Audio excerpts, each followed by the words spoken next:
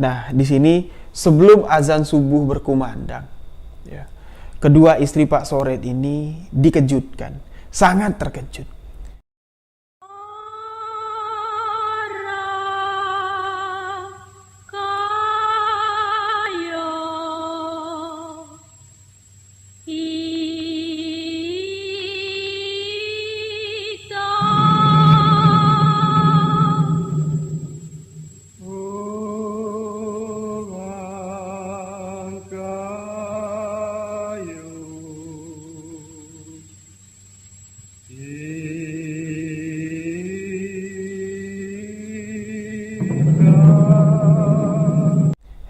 Dia melihat perlahan jari tangan, ya. Kan di tangannya ditaruh begini, ya. Ditaruh di atas perut, ditutup dengan kain. Ya. Melihat jari tangan dari jasad yang ada di hadapannya ini, jasad suami yang sudah benar-benar mati, itu mulai merespon dan bergerak dan kakinya kembali bergerak. Nah, namun kedua orang istrinya ini sama sekali nggak panik, karena dia sudah tahu. Pak Ustadz sudah mengatakan kalau Pak Soret ini bakal bangkit lagi, dan anak dari Pak Soret juga mengatakan kalau bapak tuh nggak akan mati kalau dia belum mau mati. Bapak pasti balik lagi, paling cuman pergi sebentar doang. Jadi ya akhirnya jenazah yang terbaring duduk dan menyapa kedua orang istrinya dengan suara yang khas, "Assalamualaikum."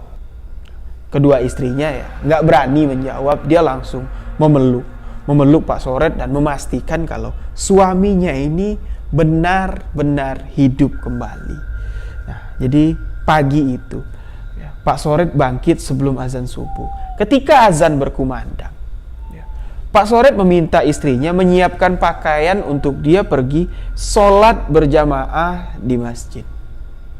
Jadi ya, memang masjid yang ada di kampung itu ya, tidak terlalu jauh lah dengan rumah dari Pak Soret ini.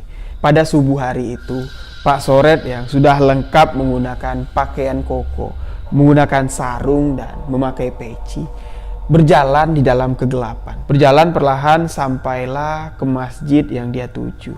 Nah, pada saat itu jamaah tidak terlalu ramai, belum terlalu ramai. Di sini lampu serongkeng untuk penerangan yang ada di masjid itu sudah mulai redup. Jadi warga yang datang duluan, mereka langsung sholat sunat ya, sholat sunat 2 rakaat subuh itu ya memang sangat baik sekali lah ya, sangat dianjurkan. Jadi ya nggak mikirin kalau lampu serongkeng ini bakal mati.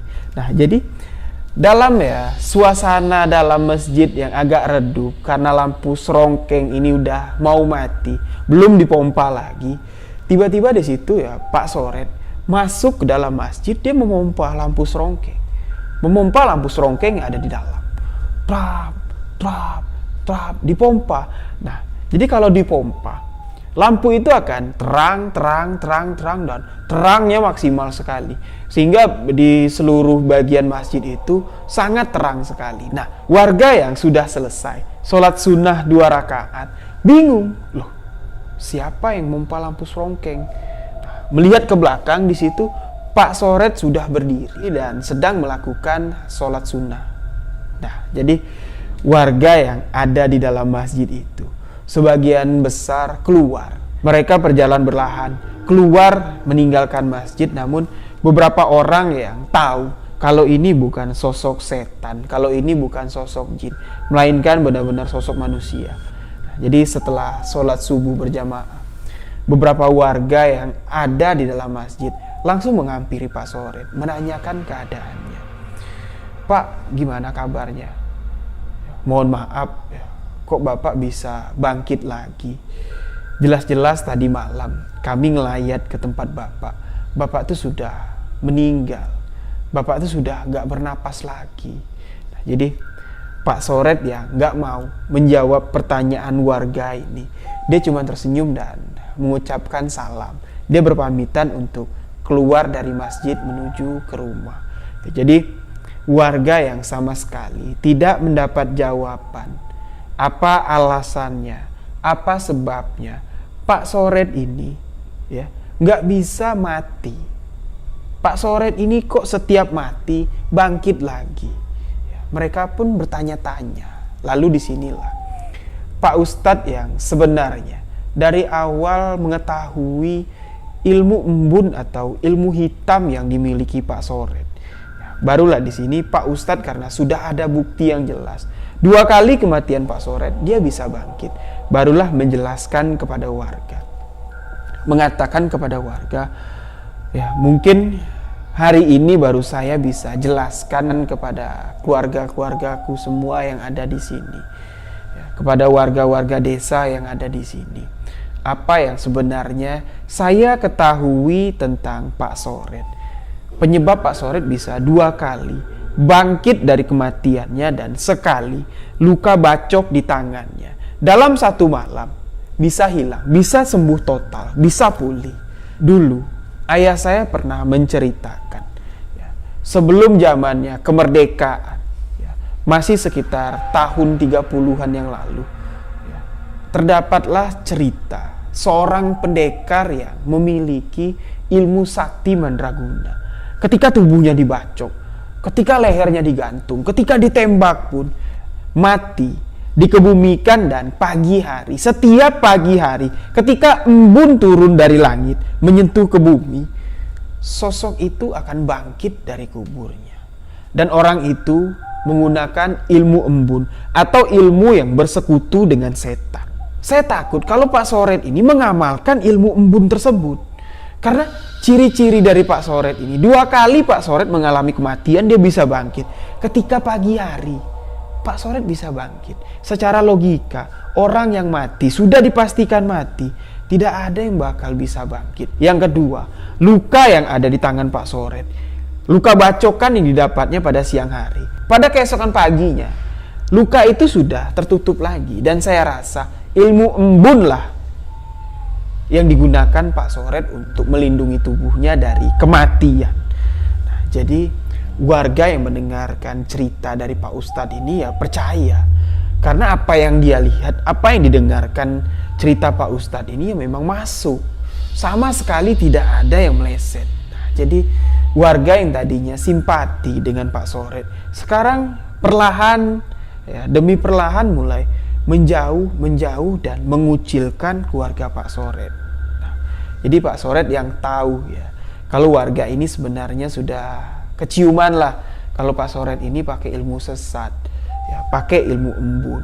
Dia pun mulai menunjukkan belangnya, ya, dalam arti kata menunjukkan belangnya itu dia mulailah ilmu hitam yang dianutnya ini, ilmu hitam yang ada di dalam tubuhnya ini mulai diperlihatkannya. Karena dia kesal dengan warga yang tadinya warga menghormati, sekarang mulai menjauh. Di situ dia mulai agak sesumbar, dia mulai agak sombong, dia menantang warga kampung. Ya kalau memang kalian sakti, kalau kalian hebat, aku tantang. Siapa yang bisa bunuh aku? Aku akui orang hebat. Siapa yang bisa menghentikan aku bangkit ketika aku mati? Aku akui orang hebat. Ya, warga nggak ada lah yang berani. Satu pun warga nggak ada yang berani. Jangankan untuk ngebunuh Pak Soret. Ya, untuk ngobrol dengan Pak Soret aja udah takut warga. Karena ya takutnya begini. Ilmu hitam yang dianut Pak Soret ini, ilmu embun ini, takutnya orang-orang yang menggunakan ilmu itu harus memberikan sesaji atau memberikan tumbal kepada setan yang bersekutu di tubuhnya, setan yang bersemayam di tubuh Pak Soret ini. Jadi warga nggak mau, sama sekali ngobrol aja nggak mau. Jadi Pak Soret ini datang ke pasar, yang tadinya dia ramah, dia sangat baik, sekarang mulai arogan.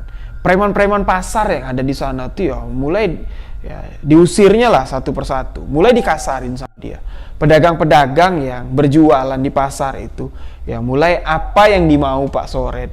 Ketika dia melihat baju itu mau ya tinggal ambil. Ketika dia melihat sayuran diambil. Ketika melihat buah-buahan diambil tanpa membayar sepeser pun. Nah, di sini warga mulai resah dengan kelakuan Pak Soret. Hingga suatu hari warga berinisiatif, ya udahlah, daripada kita dijahilin terus, kita dirusuhin terus oleh Pak Soret, udahlah kita baik-baikin aja Pak Soret. Kita pura-pura mencari tahu pingin nuntut ilmu yang sama dengan Pak Soret, biar kita tahu kelemahan dari Pak Soret ini. Nah, jadi ya, warga yang tadinya anak-anaknya belajar silat atau belajar bela diri dengan Pak Soret, kembali disuruh latihan lagi. Yo, anak-anak kecil kan nggak paham lah urusan orang dewasa, apalagi tentang ilmu embun dan segala macam. Yo, senang lah anak-anak tadi, yo latihan silat lagi, latihan silat lagi. Nah, di sini orang tuanya pun ikut berlatih silat, yang laki-lakinya. Namun tahapannya berbeda. Mereka lebih untuk mencari tahu, mengorek informasi apa sih sebenarnya kelemahan dari ilmu yang dimiliki Pak Soret. Nah, jadi singkat cerita, mereka pun kembali berkumpul ramai setiap malam. Bukan pada malam-malam tertentu lagi, sekarang ini setiap malam. Karena banyaknya anak-anak yang berlatih, mereka pun dibagi ya. Jadi malam ini cuman 10 orang yang berlatih, malam besok cuman 10 orang. Dibagi-bagi waktunya hingga setiap malam rumah Pak Soret itu ramai. Nah, orang-orang tua yang ada di sana ketika melihat anaknya sedang berlatih, ada kesempatan Pak Soret ditanyalah sama mereka, "Pak, ya bolehlah turunin kami ilmu yang Bapak gunakan, ilmu kucing yang Bapak gunakan." Ilmu kucing apa? Yaitu kalau kami bilang, orang kampung sini bilang, ngelihat Bapak tuh udah 2 kali mati dan sekali hampir mati, bisa hidup lagi, itu ya kayak kucing. Ya, Bapak lihatlah kalau kucing ya, tiba-tiba mati hidup lagi, ketabrak misalnya, ya udah gelepar-gelepar atau dipukul kepalanya udah gelepar-gelepar, tahu-tahu bisa hidup lagi, ya kayak Bapak lah, kayak pakai ilmu kucing, nyawanya banyak. Dia bilang ya, jadi karena diangkat-angkat ya, karena dibangga-banggakan, kesombongan manusia itu pun mulai timbul. Itulah sifat dari manusia, sifat dasar dari manusia ketika diangkat-angkat ya, ketika sesuatu yang dimilikinya itu dianggap wah, diagung-agungkan, kesombongan dari manusia ini pun akan meningkat. Disitulah titik lemah dari Pak Soret. Ya, dia pun dengan lantang mengatakan, "Oh, ilmu embun yang aku gunakan. Wah iya, kalau selagi aku pakai ilmu embun, sampai kapanpun, sebelum aku mau mati, aku nggak bakal mati.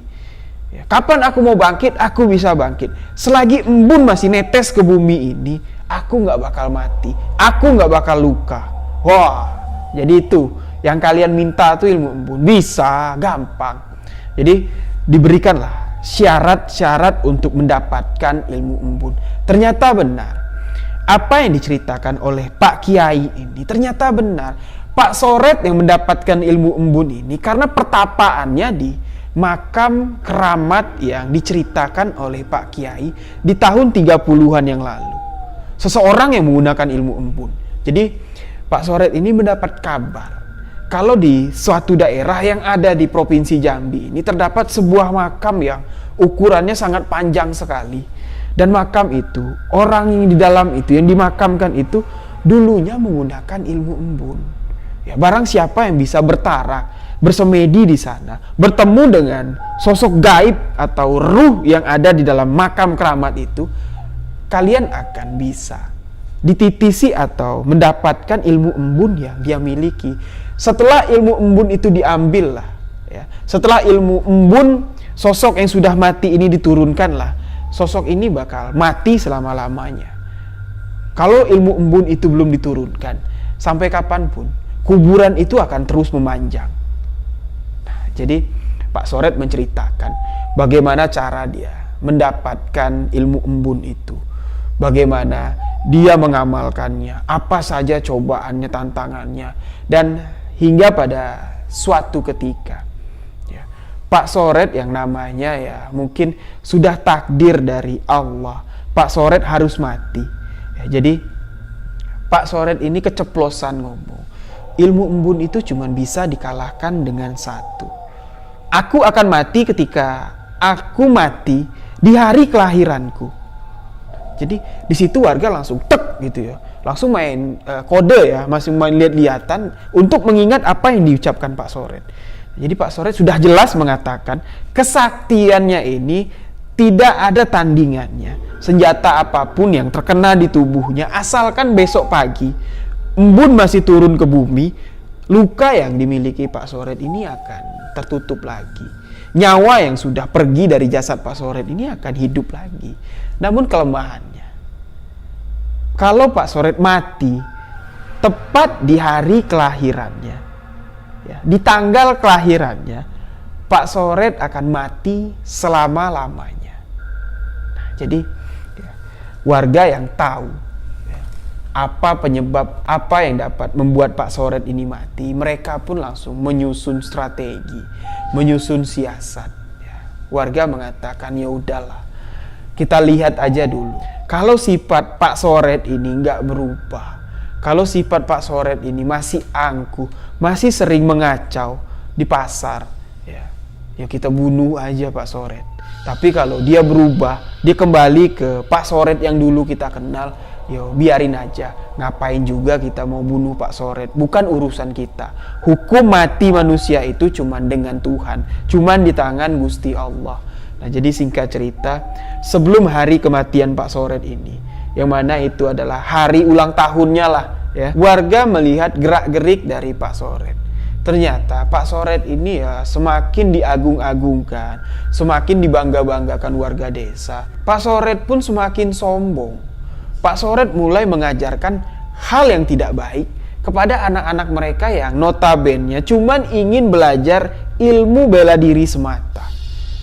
Di sini Pak Soret mulai mengajarkan hal-hal yang kurang baik. Mulai dari ya, ilmu-ilmu untuk mencuri lah. Ilmu prabun kalau orang Jambi itu bilang. Jadi kalau orang itu sudah mengamalkan ilmu prabun ini, dalam hal-hal tertentu lah, ya, dia bisa tidak terlihat. Dia bisa masuk ke dalam rumah tanpa terlihat. Atau kalau cuman gembok yang berukuran sebesar kepal ini, ya cuman dengan ditiup gembok itu bisa terbuka. Pak Soret mulai mengajarkan hal-hal buruk kepada anak-anak didik silatnya dan warga pun sepakat ya, untuk menghabisi nyawa Pak Soret ketika tepat di hari ulang tahunnya. Nah, di sini tugas ibu-ibu yang ada di desa tersebut mencari informasi ya, kepada kedua istri Pak Soret ini. Ya, kapan hari lahir Pak Soret? Ya, kapanlah ulang tahun Pak Soret? Nah, jadi singkat cerita mereka pun dapat mengumpulkan informasi. Jadi pada suatu hari, tepat di hari kelahiran Pak Soret ini pun ya dibunuh oleh warga, dipancing untuk pergi ke area perkebunan. Di situ ada seorang warga yang menemui Pak Soret, kalau mengatakan di kebunnya itu ada bekas jejak harimau. Jadi minta ditolonglah dipasang tangkal atau dipasang syarat agar harimau tidak masuk ke area perkebunannya. Karena dia takut kalau harimau itu sering masuk, nanti ya nggak ada orang lagi yang mau motong karet di kebunnya. Jadi Pak Soret datanglah ya dengan sombongnya, harimau. Kalau harimau, sekarang aku ketemu sama harimau, lehernya kuputar, dia bilang. Ya memang di Jambi pada tahun sekitar tahun 60-an itu harimau Sumatera lah ya masih banyak berkeliaran di perkebunan hingga sering masuk ke pemukiman warga. Jadi Pak Soret berjalan dengan orang yang memancingnya ini memasuki perkebunan dan sampai di perkebunan warga sudah siap mengepung Pak Soret dan di situ Pak Soret digebuki lah ya, digebuki hingga sampai meninggal dunia. Nah, di sini kedua istri Pak Soret ini sudah diberitahu sebelumnya kalau Pak Soret ini menganut ilmu hitam yang sangat tidak baik. Jadi sudah diberi penjelasan lah kalau yang memang suatu hari nanti suamimu tidak berubah, fiilnya atau perilakunya tidak berubah, terpaksa kami harus mengambil tindakan. Nah, ya jadi setelah Pak Soret ini meninggal dunia, kesedihan jelas adalah di istrinya. Kedua orang istrinya ini sedih, apalagi anak Pak Soret. Namun mereka semua ya, sudah diberi paham. Di sini anak Pak Soret yang ya, masih sekitar 12 tahun lah ya, sudah 1 tahun berlalu. 12 tahun sekarang umurnya, dia kembali mengatakan, ya, Bapak kan kalau dia nggak mau mati, pasti nggak akan mati. Bapak juga nggak bakal lama perginya, pasti nanti akan bangkit kembali. Namun di sini apa yang diharapkan anak ini sama sekali tidak terwujud. Pada sore hari, jenazah Pak Soret segera dikebumikan. Dan di sini Pak Ustadz mengatakan, ya, apapun nanti yang terjadi dengan jasad ini, saya harap keputusan ini adalah keputusan kalian semua. apapun yang terjadi di kemudian hari, sama-sama kita tanggung resikonya. Salah satu warga bertanya kepada Pak Ustadz, ada apa Pak Ustadz? Ya nggak apa-apa, saya takut saja. Sesuatu hal akan terjadi dengan jasad yang kita kebumikan sekarang ini. Nah, jadi ya, Pak Soret yang sudah dimakamkan, yang mana kuburannya ini tidak seperti biasanya, yang pada umumnya ya, cuman ditutupi dengan papan ya. Kalau orang Jambi itu bilang papan dako. Nah, namun kuburan Pak Soret ini setelah ditutup dengan papan dako, ditutup lagi dengan tumpukan-tumpukan batu. Tumpukan batu-batu alam yang sudah dipecah. Di situ diharapkan kalau andai pun nanti Pak Soret ini bangkit, dia nggak bisa lagi keluar dengan gampang. Otomatis dia akan terkubur selama-lamanya di situ. Karena berat ya. Untuk menolak batu itu keluar kan berat. Nah, jadi ditumpuklah. Kuburannya dibuat cukup dalam. Ditutup dengan papan, ditutup lagi dengan tumpukan batu-batu alam, batu-batu kali yang sudah dipecahkan, baru tanahnya ditimbun. Nah, ternyata di sini apa yang dikhawatirkan warga tidak terjadi. Pak Soret kali itu memang mati benar-benar mati. Dia nggak bisa bangkit lagi. Karena hari kematiannya tepat di hari kelahiran Pak Soret atau di hari ulang tahunnya. Jadi setelah jasad Pak Soret dikebumikan, anaknya yang selalu menunggu di rumah selalu mengatakan, wah, bapak nggak pulang-pulang mak, bapak kemana mak, bapak bohong sama adik, katanya bapak nggak bisa mati, katanya bapak cuma pergi sebentar, nanti pasti akan kembali, bapak mana mak. Jadi ya setiap hari cuman itu yang ditanyakan kepada emaknya. Dia selalu duduk di depan kuburan bapaknya, nunggu, pak kapan pak pulang pak, adik kangen pak, adik pengen main sama bapak. Nah, jadi di sini warga mengatakan kurang lebih setelah 10 hari jenazah Pak Soret ini dikebumikan. Memang pada malam-malam pertama sampai malam ke-10 itu terdengar seperti suara-suara yang aneh terdengar dari dalam makam Pak Soret ini. Karena makam kampung atau makam umum yang ada di desa itu terletak di tengah-tengah kampung.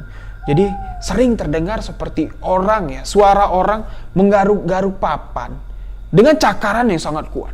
Prak, prak, prak, prak. Namun tidak diketahui sumber suaranya itu dari mana. Nah, sesekali juga terdengar seperti orang yang berteriak, hu, hu. Suara itu nggak tahu juga asalnya dari mana. Ya, sering sekali terdengar pada malam hari. Nah, jadi pada malam ke-10 di sini warga mulai mendapat teror dari sosok yang cukup aneh, sosok yang sangat mengerikan. Jadi salah seorang warga ya, berjalan dari rumahnya ingin pergi ke tempat penyimpanan getah karet.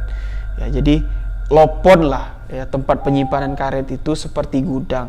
Jadi karet-karet yang sudah dipanen itu ditumpuk, direndam dengan zat kimia agar karet-karet itu bisa melar dan menyatu ke dalam cetakan. Jadi memang setiap malam tempat itu harus dikontrol. Kalau tidak dikontrol ya bisa aja digondol maling. Nah, jadi warga ini berjalan dengan membawa lampu serongkeng. Ya, berjalan berlahan menyusuri jalanan desa dan di situ dia dikagetkan dengan bertemu sosok yang sangat mengerikan. Ya, berjalan ya, seperti orang tua bungkuk, namun tidak terlalu tua. Jalannya sudah mulai membungkuk dan berjalan seperti kaku. Di situ dia melihat kalau sosok yang dilihatnya itu memiliki kuku yang sangat panjang. Ya, memiliki gigi itu ya seolah-olah gigi yang ada di mulutnya ini tumbuh. Memiliki jenggot, kumis yang panjang dan rambut yang sangat panjang sekali. Bahkan sampai ke kuku kakinya. Kuku-kuku kakinya itu juga memanjang. Dengan tubuh yang kurus kering. Dengan ya menggunakan pakaian, bukan pakaian lah seperti kain kafan yang compang-camping. Bagian tangannya sudah tidak ada lagi. Bagian kakinya itu sudah tidak ada lagi. Ya sudah seperti disobek-sobek. Berjalan berlahan mendekatinya dengan suara geraman yang mengerikan.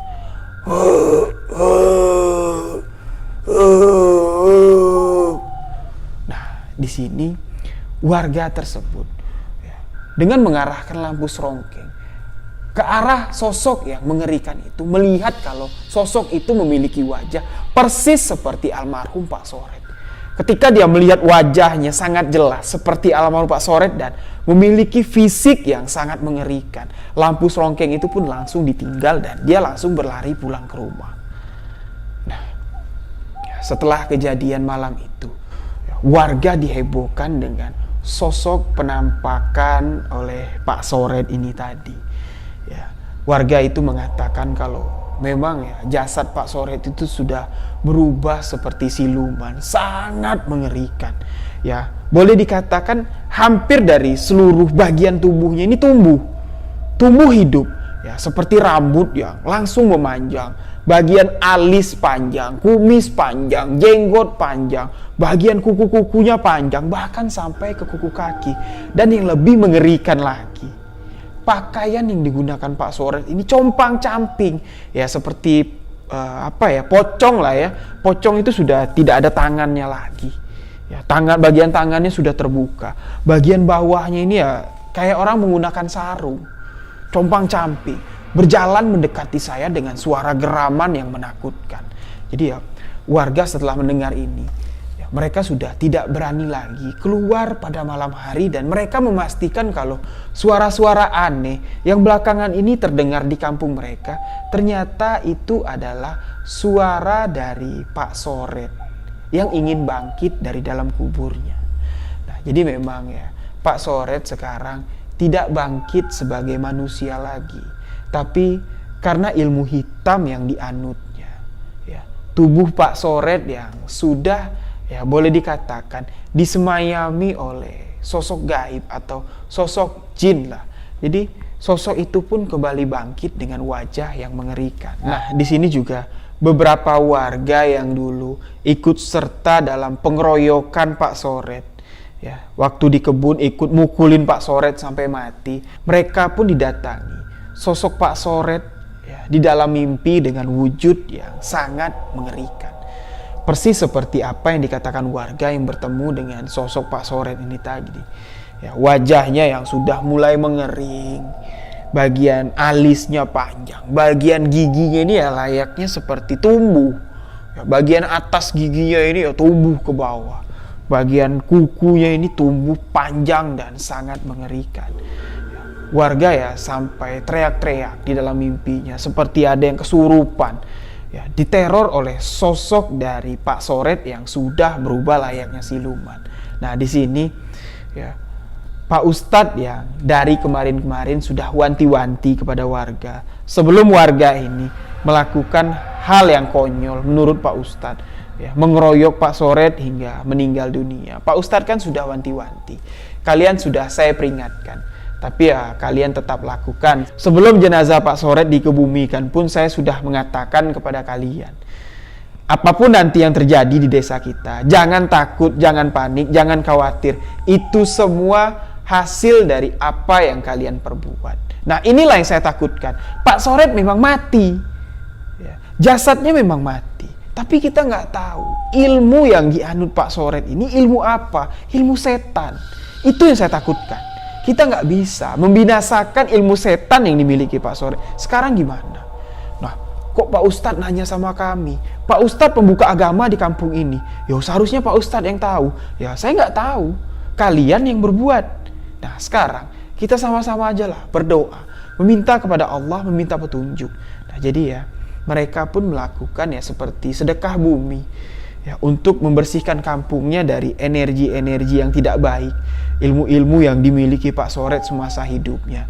Nah, di sini akhirnya Pak Ustadz mendapatkan ya seperti mendapatkan sesuatu lah, ya.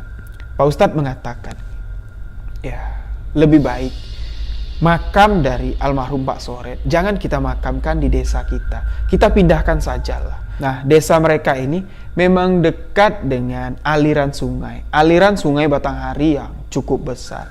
Nah, di situ terdapatlah sebuah pulau kecil, pulau yang tidak terlalu besar.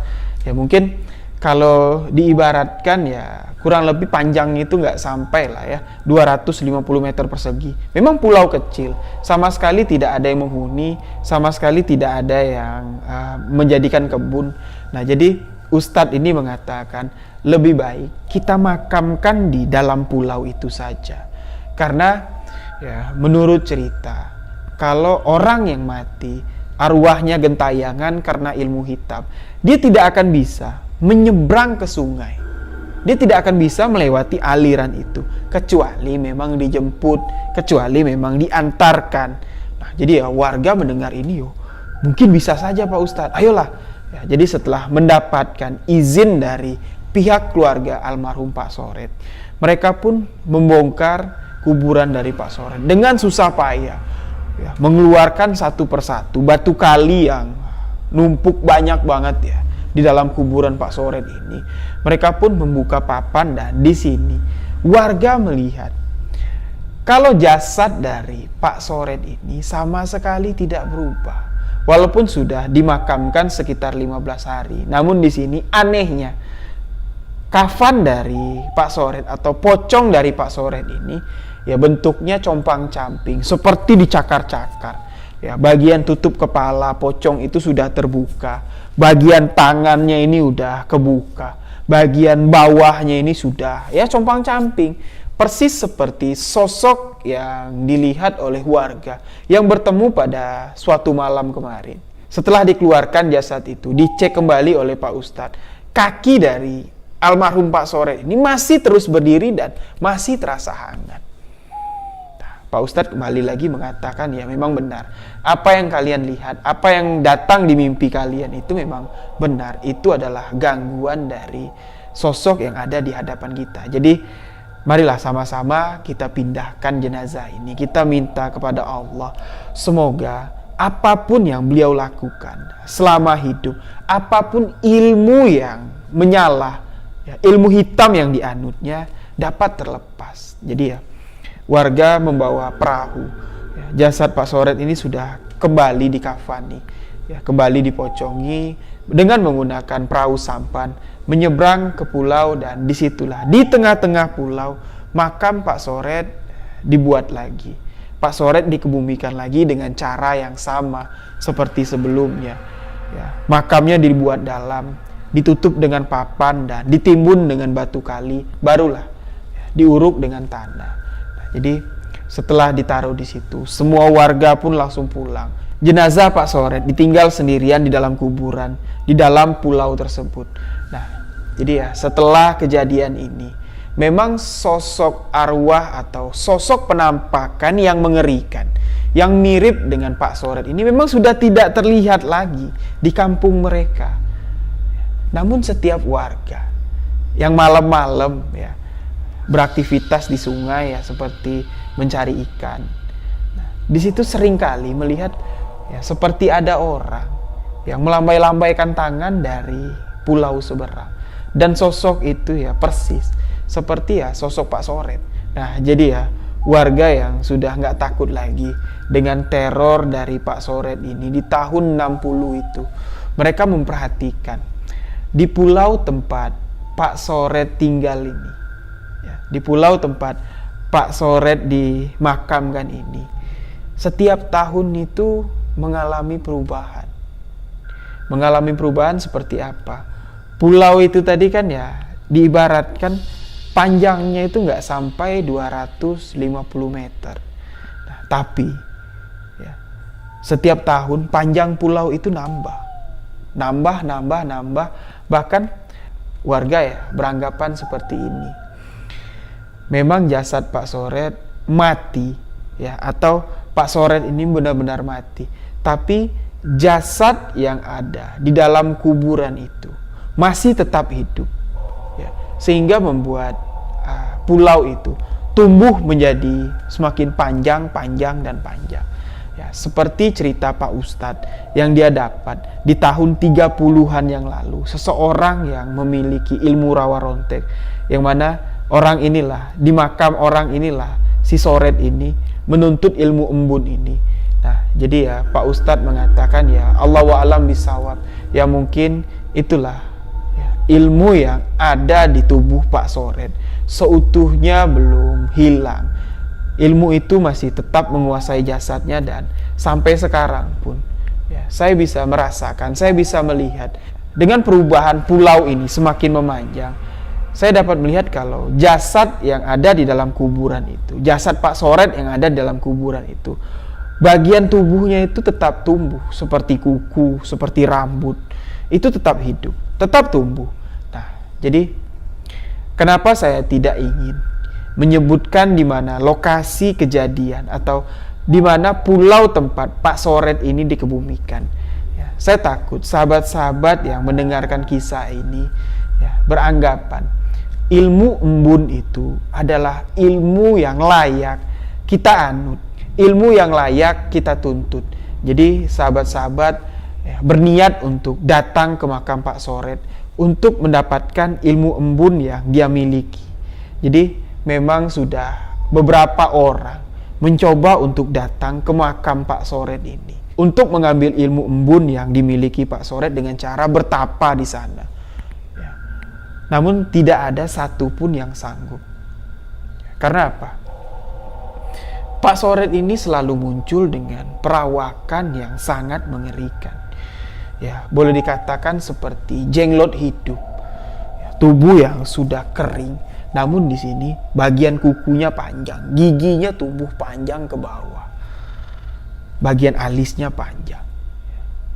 Orang-orang yang pernah datang ke pulau itu, yang bermalam, yang bersemedi di pulau itu, melihat ya aktivitas Pak Soret pada malam hari ya seperti manusia pada umumnya. Berjalan mondar-mandir mengelilingi pulau itu cuma dengan perawakan, wujud yang sangat mengerikan. Bagian kakinya ini sudah sangat susah ditapakkan ke bumi karena bagian kuku kakinya itu menggulung ke bawah. Karena tumbuh layaknya kuku manusia yang tumbuh. Nah, jadi sampai sekarang makam itu sering didatangi orang. Ada yang memang berniat untuk menuntut ilmu embun yang dimiliki Pak Soret. Ada juga yang hanya berniat untuk mencari keberuntungan, untuk mencari nomor togel. Jadi ya, pesan saya mudah-mudahan tidak ada satupun sahabat yang mendengarkan kisah ini tertarik dengan ilmu-ilmu yang seperti itu. Nauzubillah min zalik. Karena apa? Sampai mati Allah tidak akan memaafkan orang-orang yang bersekutu kepadanya, apalagi bersekutu dengan iblis untuk mendapatkan umur panjang. Auzubillahi min zalik. Demikianlah sebuah kisah misteri yang saya bagikan di video kali ini. Mohon maaf jika ada salah-salah kata, salah-salah penyampaian dalam kisah yang saya bagikan. Mudah-mudahan kisah ini bisa menjadi pelajaran untuk kita semua. Memang ilmu embun ini ya sangat mirip dengan ilmu rawa rontek atau ilmu pancasona. Ya, tapi di Jambi ilmu ini disebut atau dikenal sebagai ilmu embun.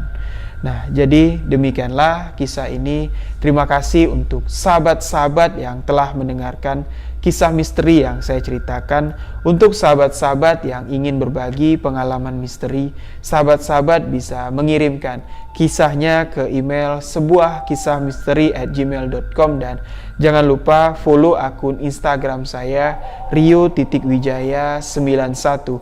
Untuk sahabat-sahabat semuanya, saya ucapkan banyak-banyak terima kasih atas support yang sahabat berikan. Saya Rio Wijaya mengucapkan wabillahi taufik walhidayah. Wassalamualaikum warahmatullahi wabarakatuh. Salam sebuah kisah misteri.